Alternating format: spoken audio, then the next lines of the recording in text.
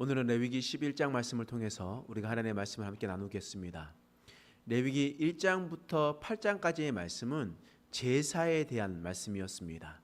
하나님께서 제사를 드릴 때 어떻게 드려야 되는지를 말씀하셨습니다. 그리고 레위기 바로 이 9장 10장까지 나타나 있는 말씀은 바로 제사장에 있었던 내용들과 제사장 위임식과 그리고 난 다음에 제사장이 제사를 드릴 때 어떻게 드리는지에 대해서 배웠습니다. 9장에서는 하나님의 명령대로 하나님 앞에 제사를 드릴 때는 하나님께서 불이 나와 그 제물을 살랐지만 10장에 나타나는 것처럼 하나님의 말씀대로 살아가지 않고 제사를 드리지 않는다면 하나님의 불이 나와 나답과 아비후를 불살랐음을 우리는 함께 살펴보았습니다. 이제 제사에 대한 모든 내용을 10장까지 마치고 이제 11장부터는 우리 인생 가운데 어떻게 살아가야 될지에 대한 것을 하나님께서 법으로 말씀하고 계십니다. 그 중에 가장 첫 번째로 먹을 것에 대해서 이야기를 하고 있습니다. 하나님께서는 먹을 것과 먹지 말 것, 먹을 수 있는 것, 정한 것, 먹지 못한 것, 부정한 것으로 나누어 놓으시면서 그들의 가운데 너희가 이것은 먹고 이것은 먹지 말라라고 하나님께서 말씀하셨습니다. 그럼 먹을 만한 짐승은 어떤 것이 있냐? 오늘 말씀 11장 2절에서 3절 말씀이 있습니다. 읽겠습니다. 시작. 이스라엘 자손에게 말하여 이르라. 육지의 모든 짐승 중 너희가 먹을 만한 생물은 이러하니 모든 짐승 중 굽이 갈라져 쪽발이 되고 새김질하는 것은 너희가 먹되. 먹을 수 있는 짐승은 뭐냐면 두 가지가 있습니다. 굽이 갈라져야 됩니다. 그리고 새김질을 해야 됩니다. 이게 무슨 말이겠습니까? 여러분 우리가 말을 보면 말 발굽 보면 이렇게 그냥 타원형으로 이렇게 쭉 생겼죠. 그래서 이게 굽이 갈라지지 않습니다. 근데 우리가 뭐 다른 거 생각하지 말고 돼지 족발을 우리가 한번 생각해 봅시다. 돼지 족발을 우리가 생각을 했었을 때 우리가 어떻게 합니까? 이렇게 얘기합니까? 아니면 이렇게 얘기합니까? 족발 어떻게 생겼어요? 갈라져 있죠. 보이나요? 잘 보이시나요? 이렇게 보이시나?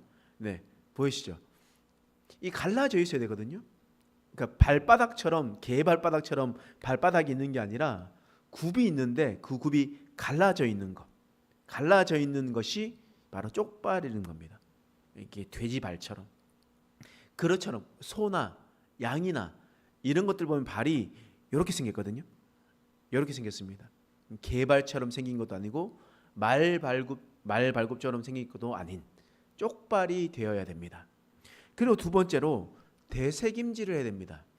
여러분 저는 저희 동네에 이제 바닷가 좀 있어 보면 어떤 사람들은 그 소를 또 가지고 와가지고 바닷가에 메어 놓고 소 풀을 또 먹이기도 하고 또 뒤에 보면 좀 산이기 때문에 앞에는 바다고 뒤에는 산이기 때문에 소를 키우는 사람들도 좀 종종 있었습니다. 어렸을 때.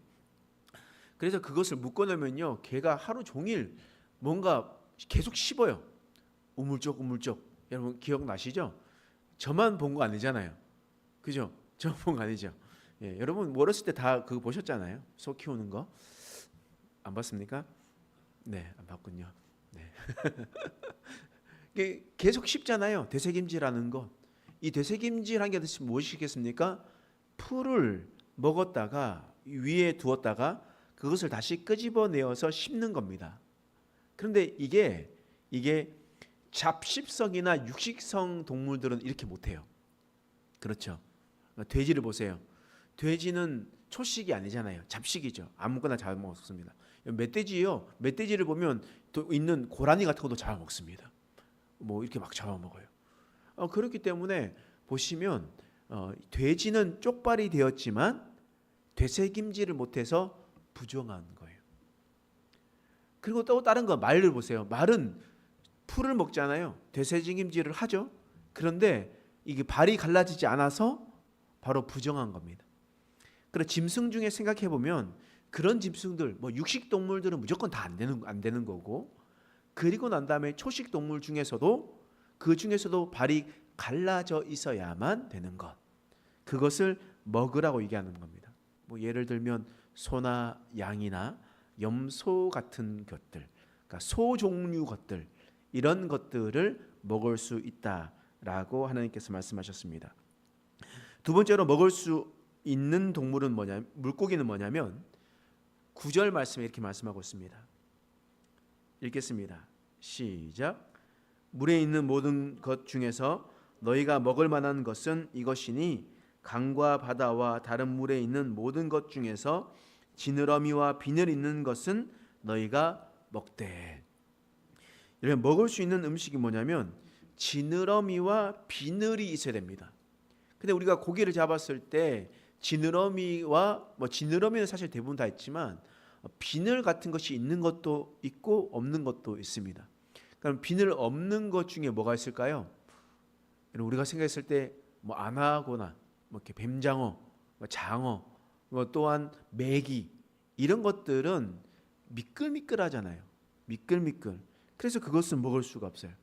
그래서 만약에 우리가 구약 시대라면 우리 제사장님께서 피곤하실 텐데 장어 사드려야겠다 라고 하면 됩니까? 안 됩니까? 구약 시대 때는 안 되는 거예요. 구약 시대 때는 그것은 부정한 음식이었습니다. 그렇기 때문에 그것을 먹을 수가 없었던 것이었어요. 그래서 그런 것 외에 지느러미가 있고 또한 비늘이 있는 모든 것들은 다 먹을 수가 있게 되었습니다. 그래 먹을 수 없는 새들이 있습니다. 그러니까 레위기 11장 13절에서 14절 말씀 읽어보겠습니다. 시작. 새 중에서 너희가 가증히 여길 것은 이것이라. 너희가 이것들을 가증한즉 먹지 말지니 곧 독수리와 솔개와 물수리와 말똥가리와 말똥가리 종류와 하면서 뒤에 쭉 나와요. 좀 우리가 잘 생각해 보면 맹금류 종류들입니다. 맹금류 종류나 아니면 육식을 주로 하는 그런 새들을 먹지 말라고 이야기를 하고 있습니다. 그러니까 동물도 마찬가지고 동물도 육식하고 잡식하는 것은 먹지 말라라고 얘기하고 있고 또한 새들 중에서도 육식하는 것을 먹지 말라라고 이야기를 하고 있습니다. 이게 바로 부정한 음식이다라고 얘기했습니다. 그러니까 우리가 봤었을 때는 비둘기나 비둘기 종류나 우리 있는 참새나 이런 것들은 다 육식을 하는 다른 새들을 잡아먹는 것이 아니라 어떤 농작물을 먹든지 아니면 쌀을 먹든지 이렇게 먹으면서 크는 것 아니겠습니까? 그런 것들은 먹을 수 있다. 먹지 말아야 될 것을 또 이야기하고 있습니다. 또 먹을 수 있는 곤충을 이야기하고 있습니다. 여러분 곤충 많이 드셔보셨죠? 어렸을 때? 네, 곤충 안 드셔보셨어요? 드셔보셔야 맛있는데. 자, 먹을 수 있는 곤충이 있습니다. 자, 21절 말씀이에요. 읽겠습니다. 시작. 다만 날개가 있고 네 발로 기어다니는 모든 곤충 중에서 그 발에 뛰는 다리가 있어서 땅에 뛰는 것은 너희가 먹을지니 곧 그 중에 메뚜기 종류와 배짱이 종류와 귀뚜라미 종류와 팥종이 종류는 너희가 먹으려니와. 먹을 수 있는 곤충은 메뚜기 같은 거. 그러니까 앞에 있는 발이 원래 곤충은 6개가 있잖아요. 6개가 있는데 네 발은 기어다니는데 뒤에 뛰는 것이 있어가지고 포착포착 뛰어다니는 것. 근데 그 가운데 날개가 있어야 되는 거예요. 그러니까 곱등이 같은 거 우리가 보셨죠? 옛날 화장실에 가보면 곱등이 같은 게 많이 있었잖아요. 그렇게 이렇게 나와가지고 귀뚜라미처럼 생겨가지고 못 보셨어요? 곱등이? 곱등이 보셨죠? 곱등이 모르는 것처럼 표현해가지고 푸세식 화장실에 가보면 늘 이렇게 곱등이 같은 게 나와가지고 메뚜기처럼 생겼는데 등이 이렇게 굽어가지고 그렇게 있는 게 있거든요. 그리고 이렇게 나왔습니다. 약간 음침한데, 약간 습한데 이런데 곱등이가 나오는데, 근데 그 곱등이를 보면 날개가 없어요. 그죠? 그러니까 뛰는 것 같이 뛸 수는 있으나 날개가 없으면 먹을 수가 없는 거예요. 그래서 날개가 있어야 되고 뛸 수 있는 것, 그것을 먹으라고 하나님께서 말씀하셨습니다. 그리고 난 다음에 또 계속 반복적인 것은 24절 말씀 읽어보겠습니다. 시작. 이것들은 너희를 부정하게 하나니 누구든지 이것들의 주검을 만지면 저녁까지 부정할 것이며. 그러니까 주검을 만지는 자는 부정하대요. 그러니까 죽은 사체를 만지면 부정하대요. 아무리 정한 음식이라도 그 죽어 있는 것을 가서 먹으면, 그러니까 소는 먹을 수 있는 음식이잖아요. 근데 소가 죽어 있는 것을 만지면 그것은 저녁까지 부정해진다. 또 다른 어떤 것들, 뭐 육식동물이나 부정한 종물들은 마찬가지로 더 심한 거죠. 그러니까 너희는 그 죽어 있는 것을 먹지 말라, 또한 만지지도 말라라고 하나님께서 말씀하고 있는 겁니다. 이처럼 하나님께서 제사 제도에 대해서 이야기를 하고, 그리고 제사장이 제사를 어떻게 드리는지를 보여주고, 그리고 난 다음에 일상생활 속에서 가장 먼저 율법으로 이야기하는 것은 바로 먹을 것이었어요. 먹을 것. 하나님께서 왜 이런 사소한 것까지 이렇게 말씀하시면서 우리들을 괴롭게 하는가? 그냥 하나님은 좀 크게 좀 생각하시면서 크게 하시면 되지, 왜 우리에게 이렇게 사소한 것까지, 먹는 문제까지 간섭하실까? 그거 하나님께서 왜 그러실까요? 하나님께서 이렇게 말씀하셨어요. 레위기 11장 46절에서 47절 말씀 읽겠습니다. 시작. 이는 짐승과 새와 물에서 움직이는 모든 생물과 땅에 기는 모든 길짐승에 대한 규례니 부정하고 정한 것과 먹을 생물과 먹지 못할 생물을 분별할 것이니라.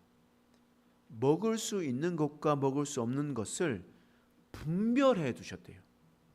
분별해 두셨대요. 무슨 말이겠습니까?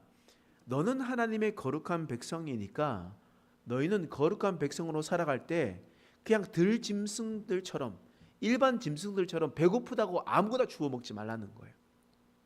아무거나 주워 먹지 말고 너는 하나님의 백성으로서 분별된 삶을 살아가라.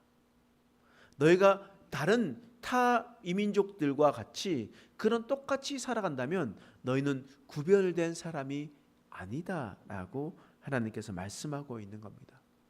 분별하라는 거예요. 그 이유를 정확하게 얘기하죠. 45절 말씀 읽겠습니다. 시작. 나는 너희의 하나님이 되려고 너희를 애굽 땅에서 인도하여 낸 여호와라.